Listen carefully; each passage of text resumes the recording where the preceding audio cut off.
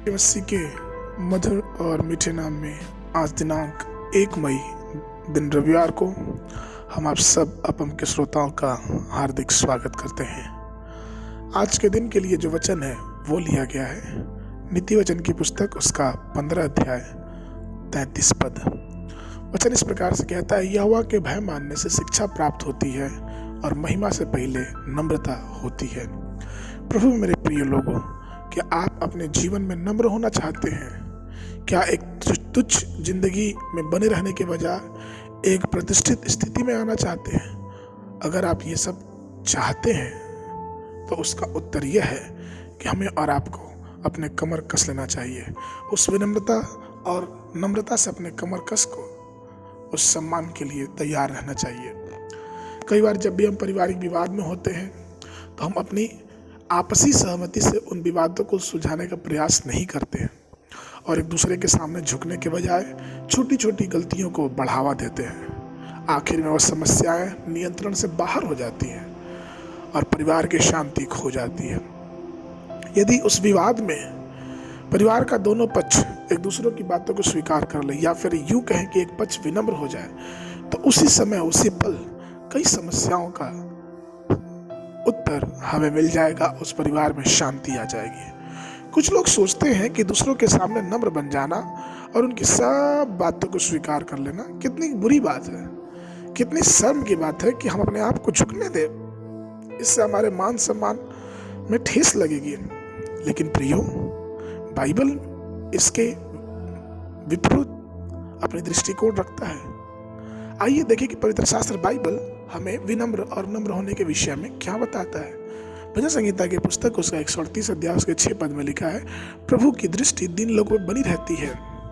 मत्ती रचित सुसमाचार उसके 18 उसके 4 में लिखा है कि जब तक कोई अपने आप को छोटे बालक के समान न बनाए वो स्वर्ग के राज में बड़ा नहीं हो पाएगा।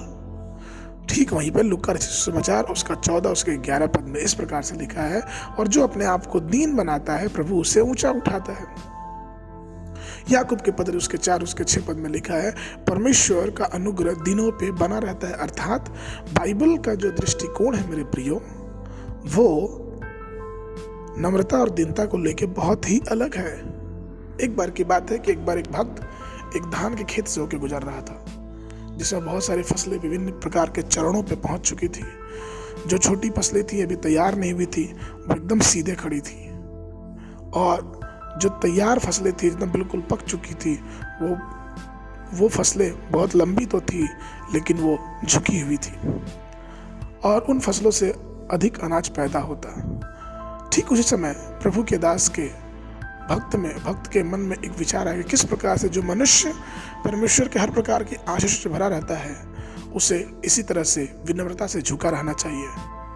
और उसने एक बहुत बड़ी सबक सीखी। कई बार ऐसा होता है प्रियो कि जब परमेश्वर हमें अपनी सेवा में हर प्रकार के अनुग्रह हर प्रकार के आशीषों से भर देता है तो हम दूसरे सेवकों को दूसरे लोगों को कुदृष्टि से देखने लगते हैं। हमें लगता है कि मैं उनसे बड़ा हूँ, हमें लगता है कि परमेश्वर ने मुझे चुना है और मैं इन सबसे बिल्कुल अलग हूँ। नहीं प्रियो, ऐसा नहीं होना चाहिए। हमें और आपको प्रभु यीशु मसीह के जीवन से सीखना चाहिए कि किस प्रकार से हमारा प्रभु विनम्र था। फिलिपियों की पत्री उसके 2 अध्याय उसके 8वें पद वचन कहता है, और मनुष्य के रूप में प्रकट होकर अपने आप को दीन किया और यहाँ तक आज्ञाकारी रहा कि क्रूस की मृत्यु भी सह ली। ऐसा कहा जाता है कि जब परमेश्वर पिता ने प्रश्न पूछा कि मैं किसको भेजूं और कौन हमारे लिए जाएगा, उस समय यीशु मसीह ने बड़ी दीनता में आकर कहा कि पिता, आपकी इच्छा पूरी करने के लिए इस धरती पर मैं जाऊंगा। इब्रानियों की पत्री उसके 10 के 7 में इस प्रकार कहता है, तब मैंने कहा, देख मैं आ गया हूँ, पवित्र शास्त्र में मेरे विषय में लिखा हुआ है ताकि हे परमेश्वर तेरी इच्छा पूरी करूं। उसने अपने आप को इतना दीन कर दिया और आज्ञाकारी बना दिया कि वो अपने लहू की आखिरी बूंद तक मनुष्य की पापों की क्षमा के लिए बहा दिया। प्रभु में प्रिय लोगों, उनके चरणों में बैठे रहें और विनम्र बनना सीखें। परमेश्वर और लोगों के सामने हमेशा ही एक विनम्रता का भाव रखें, जिससे ठीक समय पर परमेश्वर आपको ऊंचा उठाएगा और अपने अनुग्रह से भर देगा। आज के मनन के लिए जो पद है वो लिया गया है लूका रचित सुसमाचार उसका 1 अध्याय 48 और 52 पद। क्योंकि उसने अपनी दासी की दीनता पर दृष्टि की है, इसलिए देखो अब से सब युग युग के लोग तुम्हें धन्य कहेंगे।